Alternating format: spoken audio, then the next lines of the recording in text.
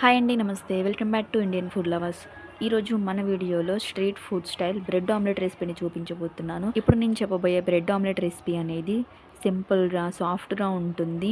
మీకు ఆకలిగా ఉన్నప్పుడు, ఏం చేసుకోవాలో తెలియనప్పుడు ఇలా క్విక్గా బ్రెడ్ ఆమ్లెట్ చేసుకొని తిన్నారు అంటే చాలా బాగుంటుంది. ఇంకా లేట్ చేయకుండా రెసిపీలోకి వెళ్ళిపోదాం. ముందుగా దీనికోసం ఒక బౌల్ తీసుకోండి. దాంట్లోకి 1.5 టీ స్పూన్ దాకా కారం వేసుకోండి. అంటే మీరు తినే స్పైసీని బట్టి కారాన్ని వేసుకోండి. తర్వాత 1/4 టీ స్పూన్ దాకా పసుపు, తర్వాత మీ టేస్ట్ సరిపడా ఉప్పు వేసుకోండి. నేను 1/2 టీ స్పూన్ వేస్తున్నాను. అలాగే 1 టీ స్పూన్ దాకా గరం మసాలా, 1/2 టీ స్పూన్ మిరియాల పొడి వేసుకోండి. ఇలా స్పైసెస్ అన్ని వేసిన తర్వాత 2 టీ స్పూన్స్ దాకా నీళ్ళని పోసుకొని ఉండలు లేకుండా కలుపుకోండి.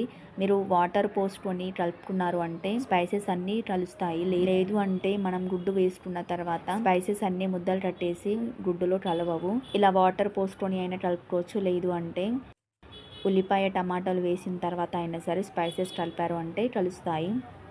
స్పైసెస్ అన్ని ఇలా కలిపిన తర్వాత ఇందులోకి ఒక చిన్న సైజ్ టమాటాని చిన్నగా కట్ చేసుకొని వేసుకోండి.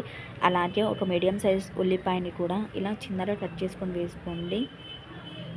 తర్వాత ఒక 3 పచ్చిమిరపకాయలని రౌండ్గా కట్ చేసుకోండి.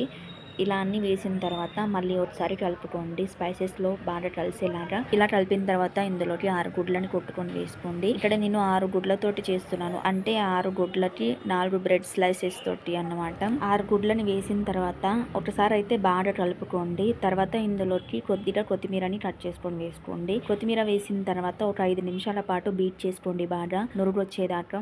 మీరు దీన్ని ఎంత ఎక్కువగా బీట్ చేసుకుంటే అంత బాగా సాఫ్ట్గా అలాగే ఫ్లఫీగా వస్తాయి. ఇలా బాగా బీట్ చేసుకున్న మిశ్రమాన్ని పక్కన పెట్టేసేయండి. తర్వాత స్టవ్ ఆన్ చేసి ప్యాన్ని పెట్టుకొని కొద్దిగా బటర్ని అప్లై చేయండి. మనం బ్రెడ్ని అయితే టోస్ట్ చేసుకోవాలి. కొద్దిగా మీ దగ్గర బటర్ కానీ లేకపోతే నెయ్యి ఉంటే నెయ్యి, లేదు అంటే ఆయిల్తో అయినా పర్లేదు. కానీ బటర్తో చేయడం వల్ల బ్రెడ్ ఆమ్లెట్ అనేది టేస్టీగా ఉంటుంది. బటర్ వేడయ్యాక బ్రెడ్ స్లైస్ అయితే పెట్టి 2 వైపులా ఎర్రగా టోస్ట్ చేసుకోండి. ఇలా బ్రెడ్ స్లైసెస్ అన్ని టోస్ట్ చేసుకున్న తర్వాత పక్కన పెట్టేసి తర్వాత ప్యాన్ లోకి నెయ్యిని కానీ బటర్ని కానీ నూనెని కానీ వేడి చేసుకొని అందులోకి పెనం నిండుగా గుడ్డు మిశ్రమాన్ని అయితే పోసుకోండి. గుడ్డు మిశ్రమం పోసిన తర్వాత ఇలా వెడల్పుగా అనుకొని కొద్దిసేపు అయితే వేడి చేసుకోండి.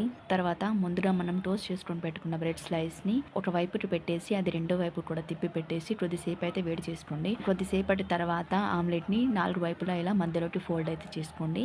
మీకు మధ్యలోకి ఫోల్డ్ చేసుకోవడానికి రావట్లేదు అంటే మీరు ఆమ్లెట్కి చివర్లా అంటే చుట్టూరా బటర్ కానీ నూనెని కానీ వేసుకోండి. అలా అయితే ఈజీగా వచ్చేస్తుంది. ఇలా 4 వైపులా మధ్యలోకి ఫోల్డ్ చేసుకున్న తర్వాత ఈ బ్రెడ్ ఆమ్లెట్ని రెండో వైపుకి టర్న్ చేసుకొని అటువైపును కూడా వేడి చేసుకోండి.